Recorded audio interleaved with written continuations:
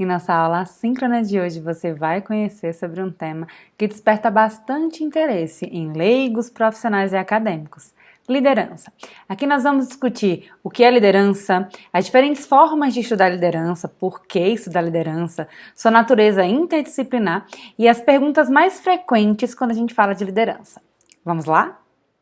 Para começar as nossas discussões sobre o tema, é muito importante que você considere que liderança é um fenômeno presente no nosso dia a dia. Para isso, eu vou te pedir uma reflexão. Pensa um pouquinho, qual é a sua experiência com liderança? Não adianta você dizer nenhuma, alguma existe. Falo qualquer tipo de contato, não apenas você sendo líder ou não apenas em organizações. O que a gente pode colocar é que até pessoas que nunca trabalharam possivelmente já escutaram um termo ou têm alguma experiência com liderança. E a partir disso elas vão ter as suas próprias impressões sobre o fenômeno, sobre a liderança. Há uma tendência a associar o termo liderança exclusivamente ao ambiente organizacional, o que é relativamente comum e aceitável. Boa parte dos estudos sobre liderança acontece, obviamente, dentro das organizações. Mas se você nunca trabalhou, nunca estagiou, você possivelmente tem esse contato, ou já teve esse contato com liderança. Seja na sua casa, seja na sua relação com os amigos. Liderança não envolve apenas o contexto ou o ambiente organizacional, porque a gente precisa ter uma visão mais ampla do que é liderança. Existem muitos estudos sobre liderança. Então, falando assim, parece que é um tema super simples, tranquilo e que há super consenso sobre ele. Na verdade, há uma dificuldade de definir e até mesmo de investigar a liderança. A gente vai ver nas nossas discussões que existem diferentes teorias de liderança, existem diferentes perfis de liderança e que a gente precisa considerar cada um deles para identificar qual vai ser o nosso, ou qual o mais adequado para o contexto em que a gente está inserido e uma série de outras características. Mas quando a gente fala em estudar a liderança, é importante que a gente considere que existem diferentes formas de fazer isso. Os autores Jackson e Perry, lá em 2010, colocaram que existem pelo menos 5 formas de fazer isso. Vamos identificar quais delas você utiliza? Para começar, talvez a mais fácil, é falar sobre liderança. Hoje a gente pode falar sobre toda e qualquer coisa, certo? Liderança, como um termo de interesse geral, todo mundo tem alguma coisa para falar, alguma opinião, positiva, negativa, neutra, mas todo mundo fala sobre liderança. Você possivelmente já conversou, nem que não tenha utilizado o termo liderança, mas já conversou sobre liderança com seus colegas, com seus amigos e até mesmo com seus familiares. Pensa na sua casa, em que o seu pai ou a sua mãe tinha um perfil de liderança específico. Como ele botava você, seus outros familiares, seus irmãos e irmãs, qualquer parente, digamos assim, para realizar algumas atividades. Isso pode ser entendido como liderança. E aí você possivelmente criou uma ideia de que isso pode ser uma liderança positiva, uma liderança negativa, que existem alguns pontos a melhorar. Então a gente pode colocar que falar sobre isso, falar sobre liderança, é um dos elementos mais comuns para a gente estudar.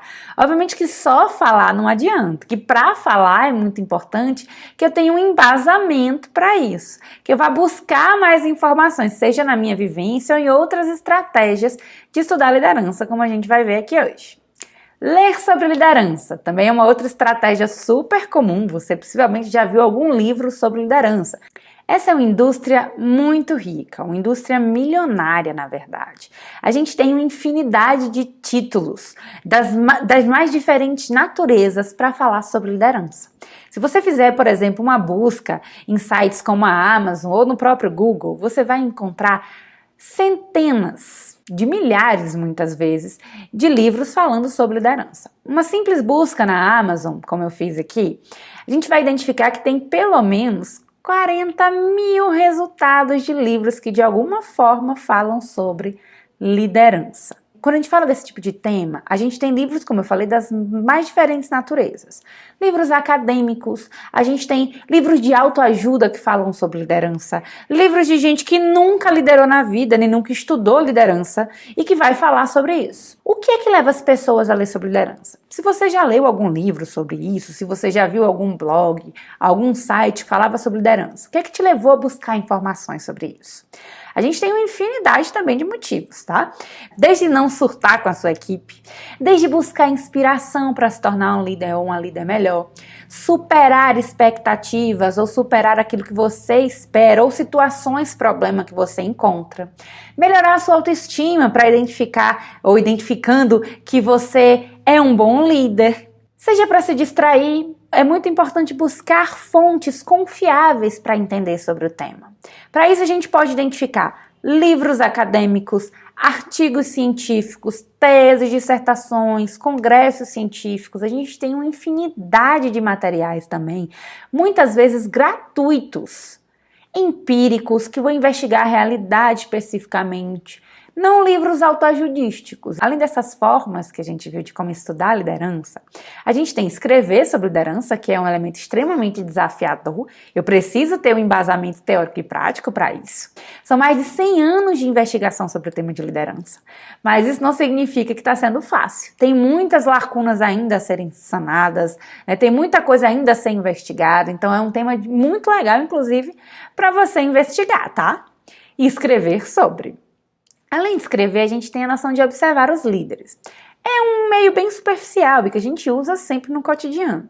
Mas que nesse momento, na observação de líderes, a gente costuma identificar e avaliar as características como positivas, negativas, ver como o meu líder ou minha líder pode melhorar para obter aquilo que ela espera da gente. A gente tem uma necessidade também de questionamento e de criticidade. A gente busca, assim, criticar muitas vezes esses líderes. Ou até quando a gente é líder. A gente pode ter, inclusive, a síndrome do impostor, de achar que eu não sou uma pessoa boa o suficiente para ocupar esse cargo, para liderar outras pessoas. A gente precisa considerar aspectos como esse para sempre buscar melhorar como líder. E por último, mas não menos importante, a quinta estratégia proposta pelos autores é aprender sobre liderança na prática. Esse é um grande desafio e talvez uma das melhores formas da gente aprender sobre isso. Mas a gente tem que levar em consideração que aprender na prática muitas vezes envolve tentativa e erro. E até que ponto isso é interessante? Até onde eu posso arriscar praticar sem ter nenhum embasamento? Então eu preciso considerar que para atuar com liderança, para aprender na prática, isso não implica que eu não devo utilizar outras estratégias. Eu posso, por exemplo, juntar teoria e prática, que é o ideal, que a gente espera que aconteça, para eu ser um excelente líder, para eu apresentar características necessárias para atuar de maneira efetiva e ter uma boa liderança. Até porque existem diferentes estilos de liderança e é por isso que a gente vai conversar na nossa aula sobre esses elementos. Por mais que o psicólogo e a psicóloga falem muito, estudem muito sobre liderança, esse não é um campo restrito à minha área profissional. A gente pode colocar que a liderança ela tem uma natureza interdisciplinar e aplicada. Quando a gente fala em interdisciplinar, a gente está falando que administradores, sociólogos, antropólogos, historiadores, cientistas políticos, pedagogos, engenheiros e os próprios psicólogos estão envolvidos para entender e aplicar cada vez mais essa liderança, buscar cada vez mais características para que a gente se torne bons líderes. E cada uma dessas profissões, cada uma dessas áreas da ciência de atuação vão ter diferentes visões e vão dar diferentes contribuições para a gente pensar a liderança. Mas duas dessas profissões ou duas dessas ciências se destacam quando a gente estuda liderança ou quando a gente fala sobre liderança. Boa parte das publicações científicas elas são oriundas de profissionais, psicólogos e administradores. Mas por que essas pessoas estudam ou se interessam por estudar liderança? Já se perguntou sobre isso? A gente tem uma série de possibilidades, desde um crescente interesse na sociedade, então é uma demanda social estudar sobre liderança.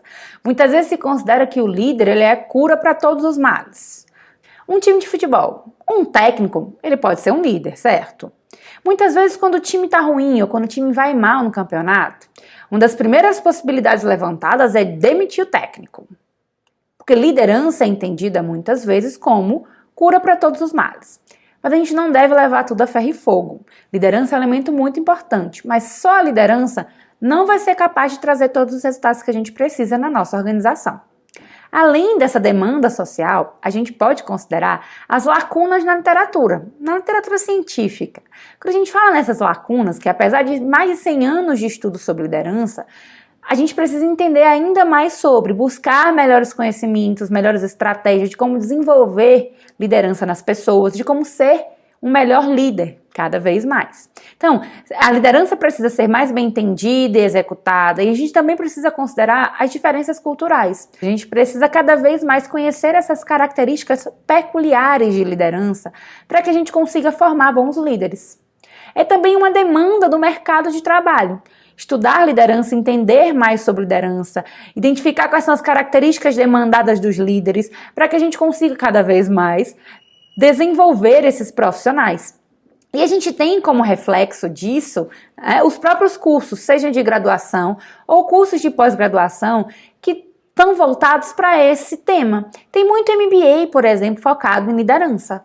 Mas pela leitura que você já teve, ou pela sua vivência profissional, ou pela sua vivência familiar, por uma série de elementos, pela sua experiência, digamos assim, eu quero que você pense quais são as 5 principais características para um bom líder. Você vai levar isso para a sala de aula para a gente discutir lá.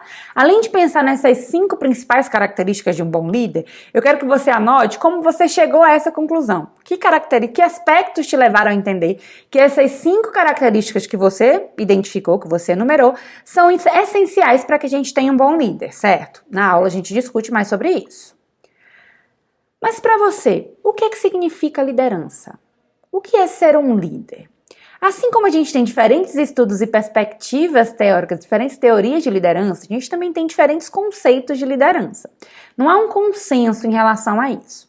Mas a gente pode colocar que liderança é a capacidade de influenciar um grupo em direção ao alcance de objetivos.